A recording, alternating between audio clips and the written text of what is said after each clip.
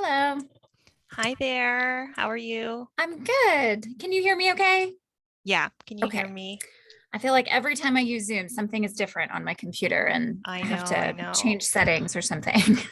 Thank you so much for being here today. Yeah, absolutely. Thank you Sure. for having me. I'm looking forward to it. Awesome. All right. So I'm going to make you a co-host Okay. so that you'll be able to share your screen. And let's see here, co-host. Okay. Why don't we give that a try? All right, I'll go ahead and try to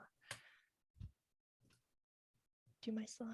I just thought about the time difference this morning, and thank you for I'm sure getting up early and Oh, yeah, no um, worries. Yeah, I'm used to it now. There's a lot of accommodating different time zones.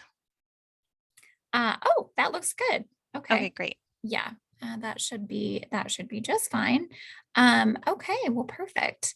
Um, the I hope I'll probably wait till a minute or two after 12 just to kind of catch any latecomers that we might have.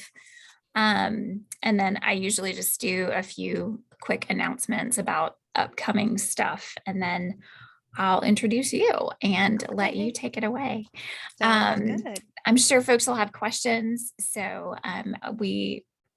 I'll ask them to like submit questions in the chat. But I mean, if I'm not sure exactly what size the group will be today, but sometimes if it's a small enough group, I'll just let people unmute and jump in. So Oh, sure. Okay. we can do questions and discussion and everything. So, all Sounds right. good. Thank you so much again. Yeah, I'm probably going to absolutely. I just have a PowerPoint that plays while we're letting folks in. So I would probably just put that back on for a few minutes um, until everybody is ready to go. And I'll probably turn my camera off just so I don't do anything embarrassing and forget that it's on. And we'll get started at noon. Okay, sounds good. Thanks.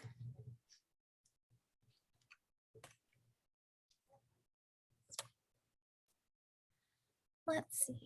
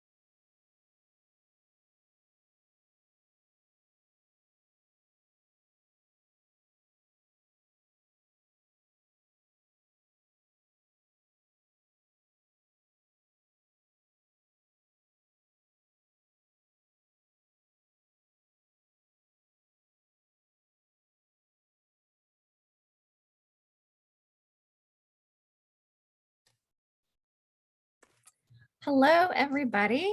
Welcome to First Friday, hosted by the Kentucky Historical Society. My name is Carol Easterly, and I'm one of the museum program coordinators here at KHS. I'm very happy to be with you today. We'll go ahead and get started. I think we're going to have a few more folks trickle in here. And I know lots of folks are eating lunch right now and stuff, so I'm sure they'll be joining us. Before we do get the program started, I do have just a few reminders and announcements for you.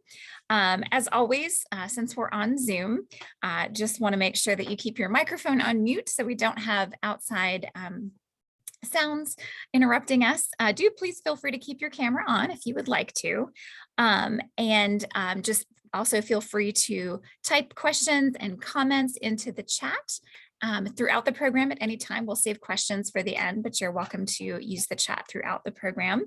And of course, as always, please keep any questions or commentary respectful of the host, the presenter, and all other participants in today's program. Just a few things going on here at the Kentucky Historical Society. It's tax season, yay. So if you file taxes in the state of Kentucky, don't forget, this is your opportunity to contribute to the Local History Trust Fund, and it'll let you support the work of local history organizations around the Commonwealth. You want to look for line 38F on your Kentucky state tax return. Just check that box, and you can donate a portion of your state refund to support the work of local history organizations. It's very easy.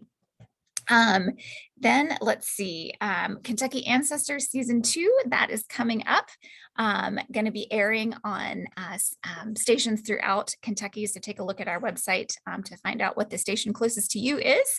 And that program is where we help solve people's family mysteries here in Kentucky. It's pretty exciting. We also have our National History Day state contest coming up April 23rd. If you've never had a chance to participate in that before, we're still looking for judges to help us evaluate student projects. Lots of fun, always enjoyable to see how kids in the Commonwealth are learning about history and learning how to interpret that in different ways. So if you have any questions, you can shoot an email to my pal Tyler McDaniel, our state coordinator. It's tyler.mcdaniel@ky.gov, or you can go to register@nhd.org to get signed up to help with that. One slide I did not get created before today's program was to let you know that summer camp at the Kentucky History Center is coming up. Registration is open. It's going to be a blast. So please let your friends know, sign your kids up. We are looking forward to having a good time with them this summer. And next month, I hope you will join us again for First Friday. Our speaker is going to be Dr. Nora Rose Musnick from the University of Kentucky, and she will be sharing her book, Arab and Jewish Women in Kentucky, Stories of Accommodation and Audacity, and we're looking forward to that. So I'm very pleased to introduce our speaker for today, Dr. Crystal Webster. She is joining us all the way from Vancouver, where she is an assistant professor of history at the University of British Columbia. She's originally from Arizona, however, and did her undergraduate studies at Oberlin College before going on to get her MA and her Ph.D. from UMass Amherst. And before accepting her current position in British Columbia, she previously taught at UMass Amherst, Hampshire College, and also at the University of Texas at San Antonio.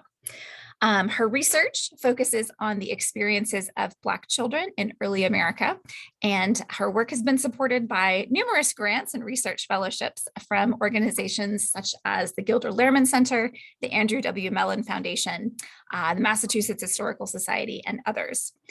She's also received some writing awards from the National Council for Black Studies, as well as the Association of Black Women Historians. She's just published her first book, which she's going to be sharing with us today, but she's ready for more, already hard at work on the next book, so we will be looking out for that. I understand that my pal Stephanie Lang has been recruiting you to hopefully contribute an article for the Register here at KHS, so shameless plug, I hope we get to read that soon too. All right, well, in any case, we are thrilled to have Dr. Webster sharing her work with us today. Beyond the Boundaries of Childhood, African-American Children in the Antebellum North. So please take it away, Dr. Webster. Thank you so much for having me, and thank you for that wonderful introduction and for sharing all those wonderful events at the Historical Society. I'll go ahead and get started by sharing my screen.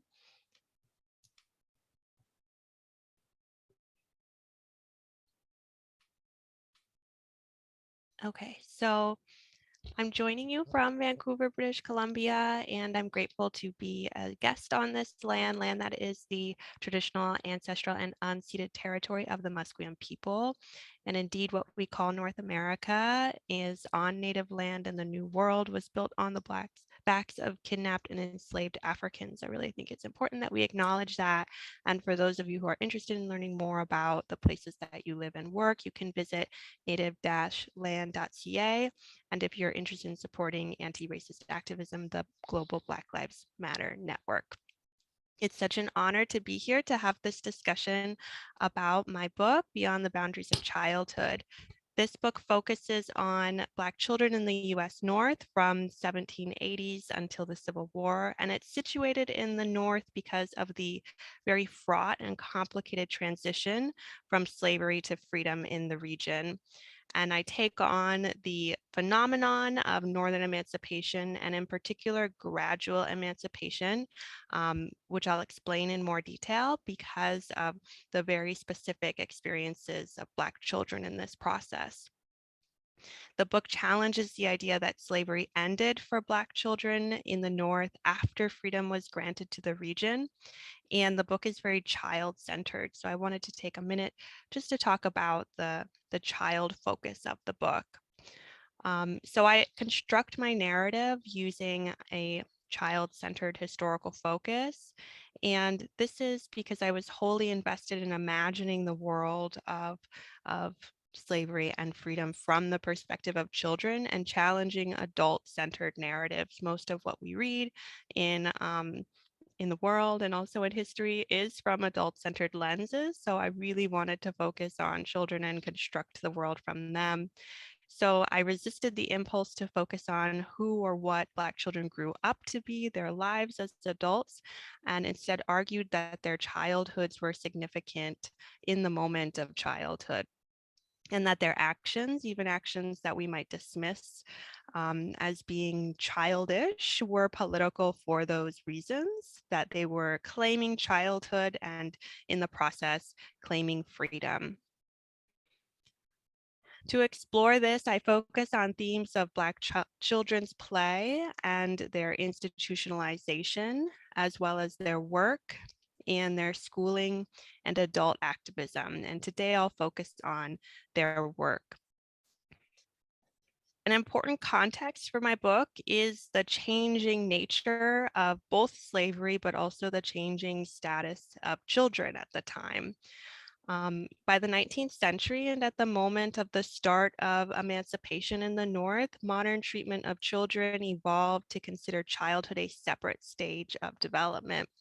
This was a new and sentimentalized version of childhood, which emphasized innocence and preciousness of children and created new treatment of children that allowed for their schooling and their play and new institutions to care for children, schools, orphanages, and reformatories. And I'm really interested in this historical moment and what this would look like for Black children. And because of many contradictions of the time, my definition of childhood that I talk about in the book is quite broad as it was in the era. So I also just want to give a little bit of historical context about who was defined as a child at this time.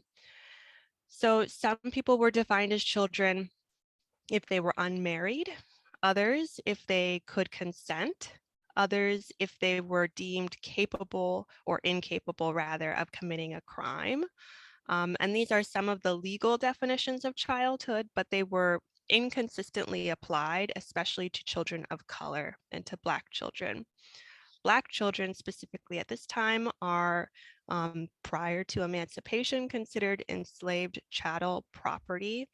And even as tenuously free people, if they escaped to freedom or if they were emancipated, did not have basic legal human rights and were not recognized within the legal system.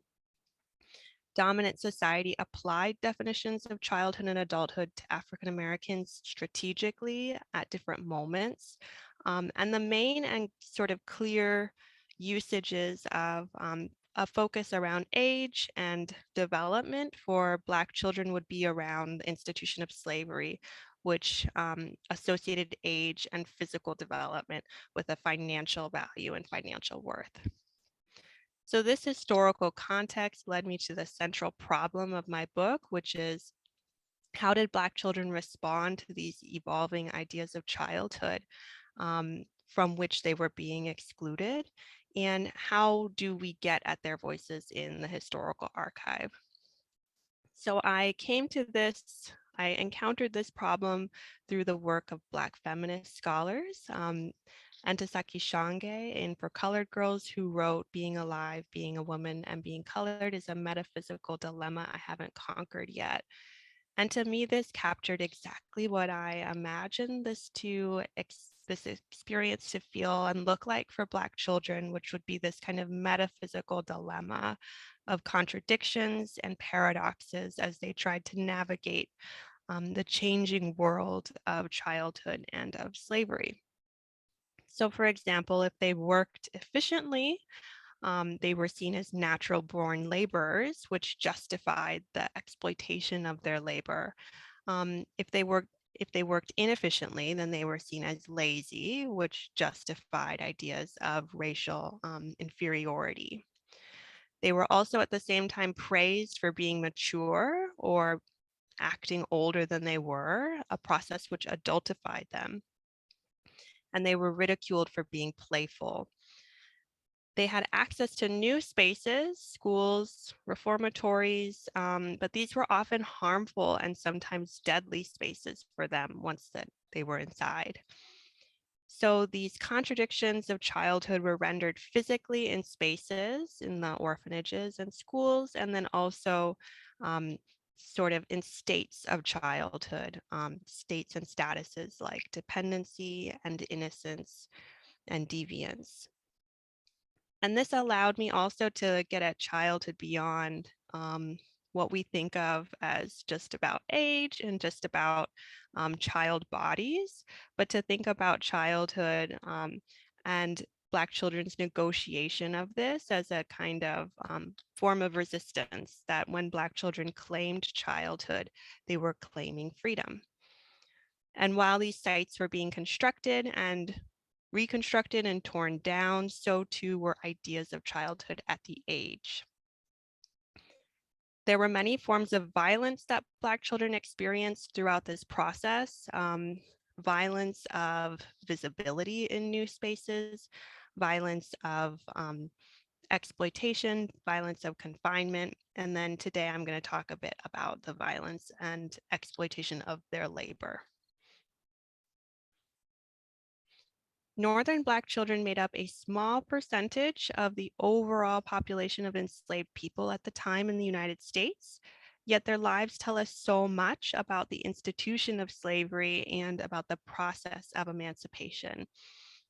And this is because, as I mentioned, an important element of this story is that the North decided to undergo its process of emancipating enslaved people through gradual emancipation, and that this process really depended on the continued use of Black children's labor well beyond the start of emancipation.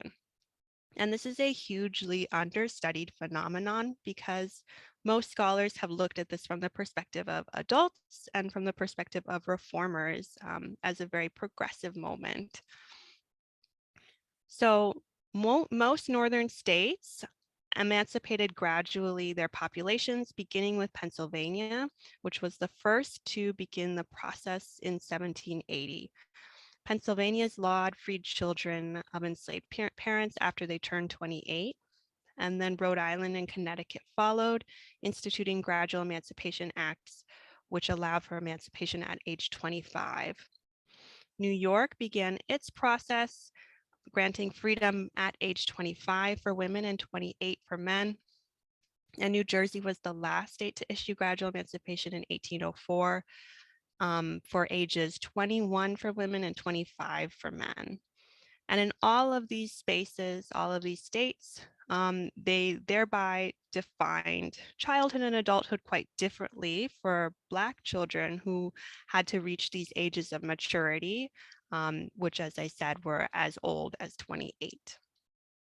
Scholars have remarked on the significance of this moment, but largely as a progressive anti-slavery movement. But centering Black children really reveals the opposite, that it excluded Black children from freedom by definition. And this is, again, at the same time when evolving ideas of childhood were protecting children from labor. Black children could not perform childhood in these ways and therefore were not seen as legible children. After emancipation, African American children entered into indenture agreements with former enslavers or with new employers if their enslavers sold their labor elsewhere. And many enslavers did this in order to make money off of the end of slavery and to rid themselves of the kind of moral and financial dilemma of having to deal with emancipation. While indenture was a common experience for the white working poor and for children who were white, at the time, the indenture of white children gradually declined as their recognition as modern children increased, while the indenture of Black children starkly increased throughout the 19th century. Through this process, whites typically indentured Black children to perform domestic labor, as was a common experience for enslaved people in the urban US North. However, some children were indentured to perform manual labor, often on the very sites that they were enslaved, and sometimes in ways that separated them from their families and their communities. It was very rare that children were indentured to perform skilled labor akin to an apprenticeship. And in this example of an indenture agreement procured by the Pennsylvania Abolitionist Society, a young girl was indentured for 9 years until adulthood, and she was to learn the art and mystery of housewifery. So she was indentured as a domestic and not given any sort of education for a skilled labor. Orphanages, juvenile reformatories, and schools also indentured African American children during this period of the transition from slavery to freedom and also after. This process, in fact, continued beyond the Emancipation Proclamation and the 13th Amendment, as children in these institutions were continually bound out into the start of the 20th century.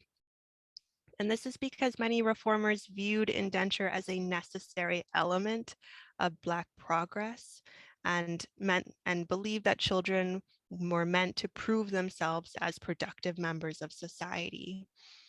At the same time, these indentures did not promote upward mobility in any meaningful way and did not provide any kind of economic security for Black children because they were indentured to former enslavers, performing the same types of labor, which just extended systems of unfreedom and also extended the profits that people were able to make off of the system of slavery. In 1827, for example, Henry Ricks, who was at the Colored Orphan Asylum in Philadelphia, depicted here. This building was the site of the Colored Orphan Asylum.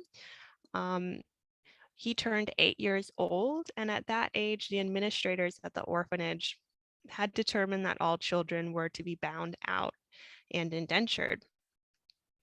At this point, they would have reached out to interested members in their networks, largely other Quakers and other people interested in taking in domestic laborers to see if anyone might be interested in having an unfree laborer. So this happened both at the Colored Orphan Asylum in Philadelphia, as well as the New York Colored Orphanage depicted here. And in fact, most orphanages and reformatories and even some schools who cared for Black children indentured them out.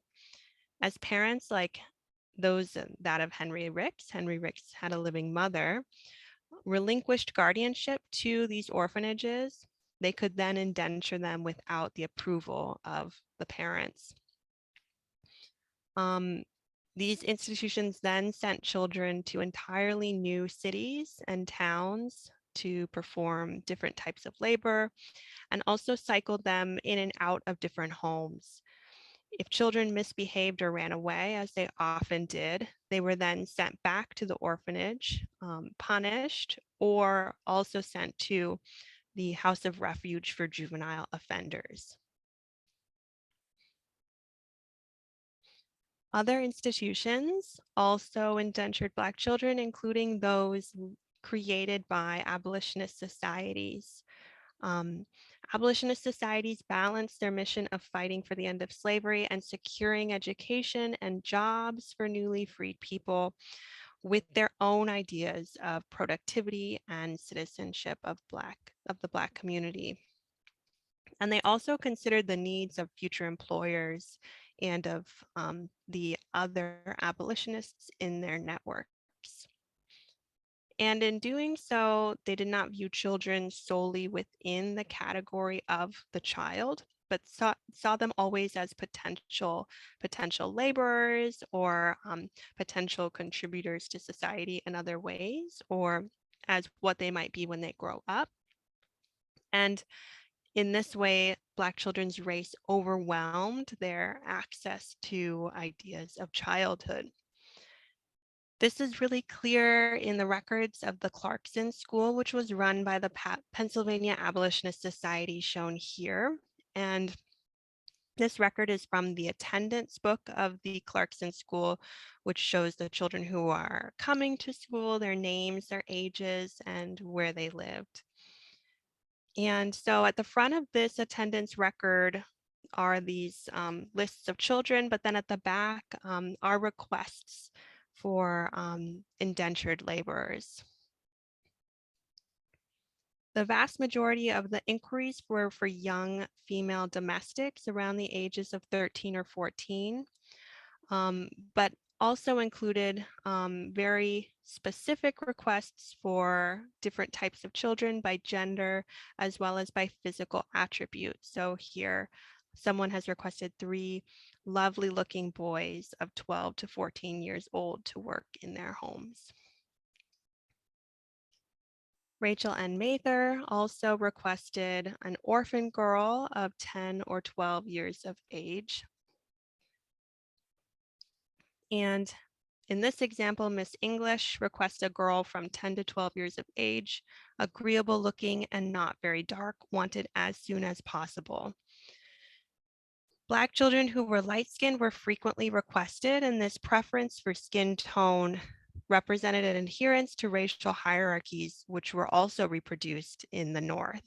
So we're outside of the sort of typical regions where we understand that these racial hierarchies might have a certain kind of value, but we still see them happening in the North.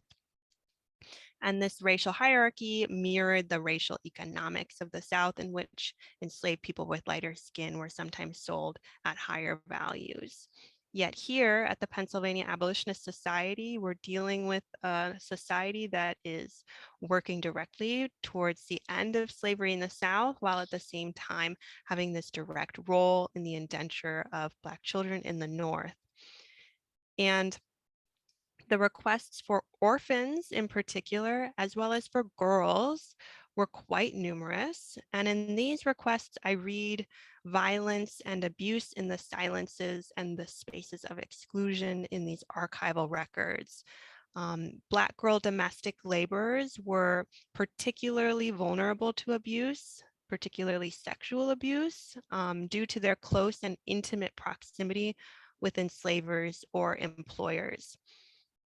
Whites who asked for girls to bring up or orphan girls were likely not motivated by a paternalistic desire to care for them or to adopt them, but rather were looking to ensure a lack of interference from parents or from family members on their employment and indenture, and perhaps abuse. The school wrote supplied next to the inquiries, suggesting that most of them were successful and they were able to procure these indentures for the children and for their employers. Yet the placement of the indenture requests at the back of the attendance book is quite troubling. It shows that the Abolitionist Society constantly blurred the lines between Black children's schooling and their work, and never really recognized them fully as students and gave them the opportunity to only be students who were pursuing their education, and instead privileged them as potential workers. I could easily imagine a school official hearing of a request, noting it in the back of the book, and then flipping to the front in order to find a suitable child to fill those labor needs. And in this way, the Pennsylvania Abolitionist Society contributed to Black children's indenture in significant numbers while they were fighting for the end of slavery and educating children. If the indenture was fulfilled, the children would then leave the school and were forced to abandon their educational pursuits. And again, these children's experiences really change how we categorize abolitionist societies and their place in the Black freedom struggle, as well as Black children and adults' negotiation of those spaces and those sites. These are just some more examples of numerous requests for children: orphaned, girl, woman or stout girl, girl for housework, a small girl. As I mentioned earlier, it was not only whites who indentured Black children. A really important element of this story is that African American parents and family members wanted to indenture their own children sometimes so that they could have the economic benefit of that children's indenture. So again, really centering the Black child's experience in this complicates how we think about Black adult activism even, and Black adult employment. Black children, for example, in the chimney sweep industry in New York and Philadelphia, dominated the trade, and this trade was run by Black adult master sweeps. For the free Black community, employment in the trade was one of the very few opportunities to conduct labor in a semi-autonomous space where people could have self-management and direct supervision over the labor of the child apprentices. The master sweeps perform the contracting of the labor and the training of the boys. However, quickly after Black adults gained control of the master sweep industry, city officials sought to regulate the trade, and the autonomy of the master sweeps diminished.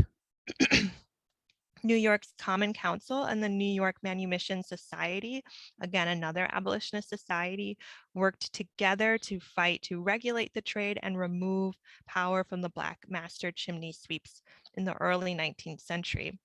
And by the mid-19th century, Black children no longer dominated this industry. Many of the reformers and officials who were seeking to regulate the trade used ideas of Black children's harm in the trade to justify taking over control of it. And in fact, this was a very dangerous job and quite hazardous to Black children's health. It involved scaling up chimneys, sweeping soot in order to prevent fire, and breathing in a large amount of soot, which would have a detrimental impact on their lungs. So while we might assume that children may not have actually desired to perform this work, again, if we're really trying to center, critically center the world of children, it's also important to recognize that Working in the chimney sweep industry with Black master sweeps generally meant that they were not forced to be separated from their families and indentured out to different families and employers away from their families and communities. So that's another important element we want to consider. The conditions of chimney sweeps, although undoubtedly dangerous, in all likelihood provided some children with sustained access to the Black community, of which they were absolutely deprived if they were sent to juvenile reformatories, orphanages, and sometimes schools. So both anti-slavery activists, city officials, and the Black master sweeps used ideas of control of Black children in their justifications of control of the trade. And none of these ideas that were circulating at the time really focused on the experience from Black children themselves. And so back to Henry Ricks, just to kind of conclude on a story of hope.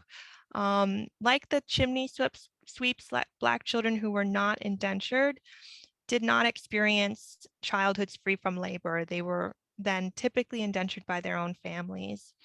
And in fact, when Henry Ricks was identified as needing to be indentured out at age 8 at the Philadelphia Shelter for Colored Orphans, his mother actually returned to the shelter and attempted to regain custody of Henry Ricks to take him home, and she was successful in that. Henry Ricks likely labored at home alongside his mother as a domestic and throughout his childhood. But in fact, census data indicates that they lived together until his enlistment in the Civil War. So this is kind of an uplifting story for Henry. Tragically, his two other brothers, Stephen and Simon Ricks, remained at the Shelter for Colored Orphans and then subsequently died of illnesses. It's possible that his mother was unable to regain custody of all three of them, or she may have been unable to support them all financially. Nevertheless, Henry and all the children at the orphanage, as well as those who were indentured and attended the Clarkson School, experienced limitations on their own ideas of childhood, as well as limitations on their freedom. Although gradual emancipation offered a path to freedom, not all children could experience its full benefits, and in fact, could not until adulthood. And some children, like Stephen and Simon, never grew up. Black children still took up space and asserted their needs and desires as children, and in doing so, they challenged these changing boundaries around childhood. They found freedom in fugitive spaces and in fugitive acts by adhering to adult expectations and also by challenging them. And all these children then reframed the boundaries of childhood and also the boundaries of freedom. Thank you so much.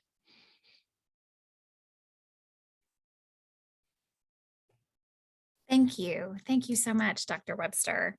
So we can go ahead and take some questions now. For anybody that would like to, please feel free to put them in the chat if you want to. I think our group is probably small enough today. If somebody who does prefer to unmute and jump in, I think we're okay to do that too. I noticed actually just on that last screen, his record there. Did it say that he was born in Shelby County, Kentucky? I thought I have seen that. Yeah, that is a connection I should have drawn out more. Yeah, that the Ricks family, I surmised had escaped slavery, perhaps. Interesting. Kentucky. Okay, yeah. We're right next door to Shelby County, so that was very interesting. Yeah. To look into that some more. I kind of wondered, just a question that I had. I'm just gonna jump in here and start. So I was really surprised when you said that the indenture of Black children continued it continued after the Emancipation Proclamation and the 13th Amendment and everything, and into the 20th century even. And I found that surprising. Was that challenged ever legally, those situations?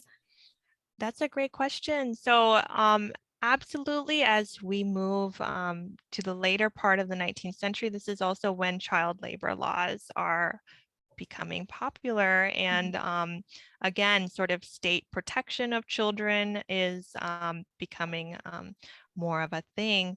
And what I realized with my research looking forward is that so much of this impacts child welfare movements, and many of these orphanages kind of set the tone for ways that the state takes control of children from families, essentially.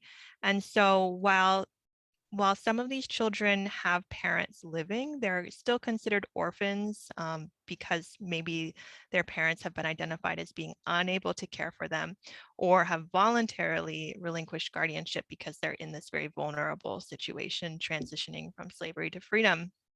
And so because of that different status, they're sort of outside of a legal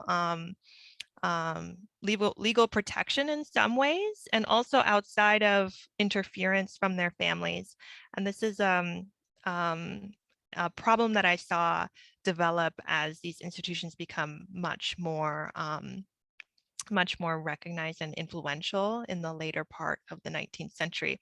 So I think that because they are in that kind of vulnerable position as being sort of cared for by the state, they aren't really recognized as violating any of these other laws. And because this is also when there's this kind of way that they're in the early part of the 20th century being simultaneously seen as dependent and also as deviant. So again, they're almost criminalized because of their status and their dependency to the state. And so they're sort of outside again of protection in certain areas. Thank you. I guess I also kind of wondered about um, you mentioned the situations with young girls being, requested as domestic workers and quite vulnerable to abuse. Did you read about any cases in which perhaps those situations were challenged or people were prosecuted? Did that happen? So the only ways that I have a kind of direct, or it's not quite direct, more indirect reference to potential abuse is when children ran away and when children attempted to be reunited with their families. But again, when they did so, they violated the terms of their indenture and could be thrown in jail or imprisoned for doing that. From the records from these institutions, we don't have mention of abuse. It's more on the other end if the employers are mentioning issues with the children. We do have other ways of reading abuse. One way is through childbirth and pregnancy, which I do have examples of, especially in runaways who have become pregnant or who are attempting to flee with children, and that these children are mixed race, which I think would give us evidence that there has been some levels of abuse happening. Thank you. Right. Does anybody have any questions that they would like to ask Dr. Webster? And again, you can put those in the chat or jump in. All right. Well, I know that we can order your book from the University of North Carolina Press. Is that correct? Yep, absolutely. Yeah. And I think there might be a discount code going on right now through OAH. So I think if you just go to the press website, you can see those discount codes. Yeah, so that's probably the best way to order it. Awesome. Thank you so much. Well, I know Stephanie was here. I think she might still be with us. She is anxious to hopefully have you do some writing for the Register. And I look forward to your next book and just hearing Yeah. more about your research. We should probably try to talk you into applying for a research fellowship at KHS too, so we can Yeah. get you into the research fam over here. Oh, thank you And so much. Yeah, I would love to. Yeah, I imagine with the next book, it will bring me there. The that's next book is more on incarceration and imprisonment. So I think it's good. interesting. Interesting. Yeah, for Well, records to see. yeah. Well, there was a state penitentiary here in Frankfurt that I'm sure there were some interesting stories that you Right. could find there. So, well, guys, thank you so much for hanging out with us today. Thank you again, Dr. Webster, for joining us, and we will look forward to seeing everyone again next month. So, Thank you y'all for have a great having day. me. Thank Thanks. you. Bye-bye. Bye, everybody.